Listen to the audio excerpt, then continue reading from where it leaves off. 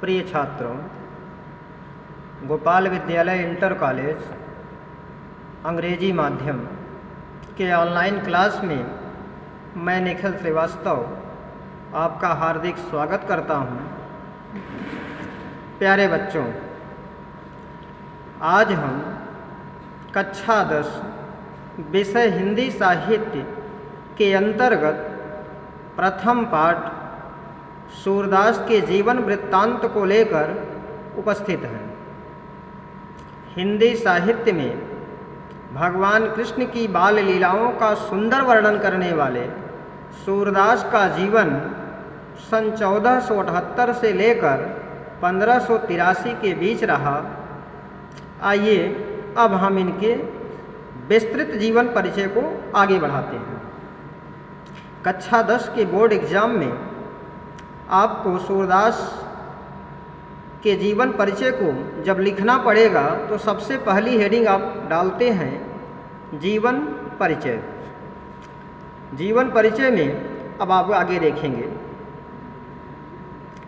हिंदी साहित्य में कृष्ण भक्ति की अजस्त्र धारा को प्रवाहित करने वाले भक्त कवियों में सूरदास का स्थान मूर्धन्य है।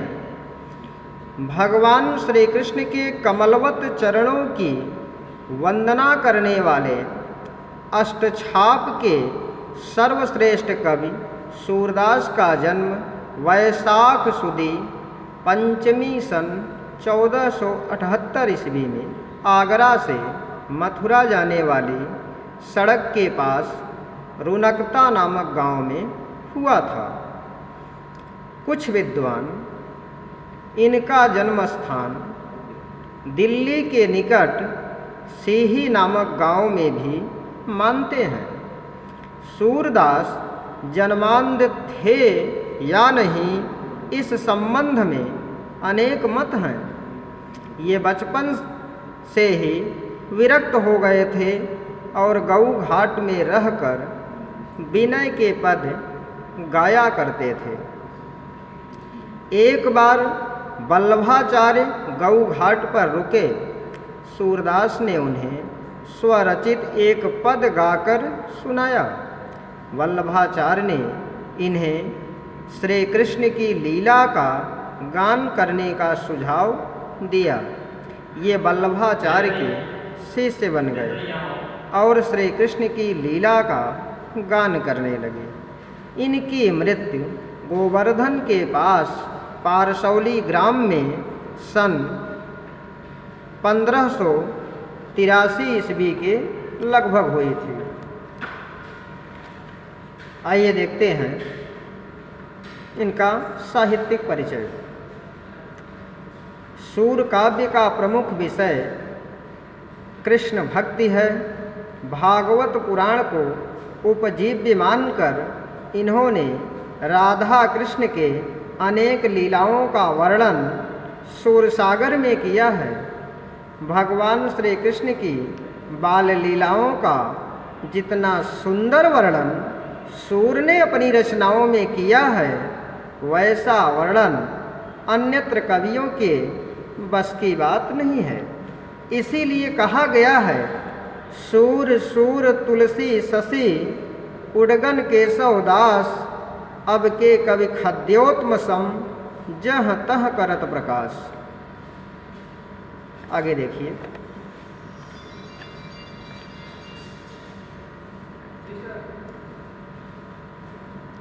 सूर का बाल वर्णन हिंदी साहित्य का अद्वितीय काव्य है।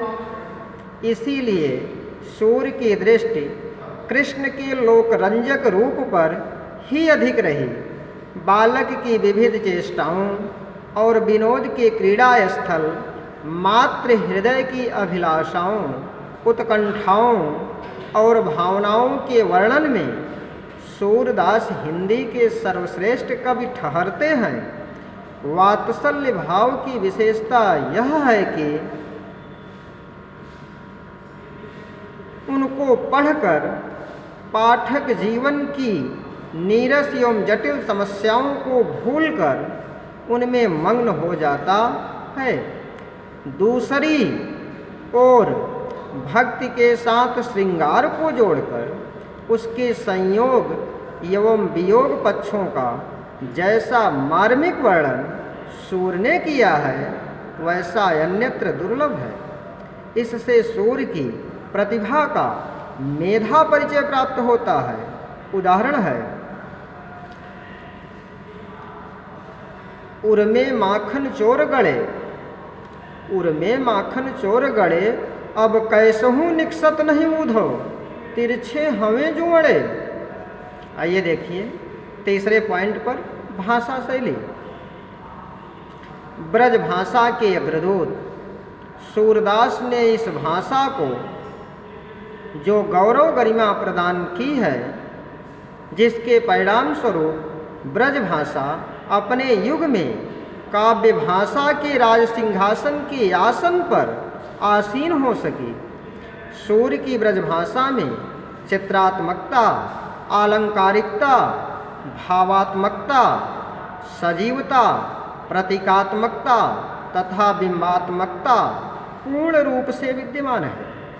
उनकी मूल प्रवृत्ति ब्रज भाषा को सुंदर और सुगम बनाए रखने की ओर थे। अंतिम पॉइंट, कृतियाँ। सूरदास की प्रमुख कृतियाँ निम्नवत हैं। पॉइंट नंबर 1 में आप लिखेंगे सूर सागर, पॉइंट नंबर 2 सूर सारावली और पॉइंट नंबर 3 साहित्य लहरी। धन्यवाद। नेक्स्ट वीडियो में हम अगले नए टॉपिक के साथ पुनः उपस्थित होंगे। तब तक के लिए धन्यवाद।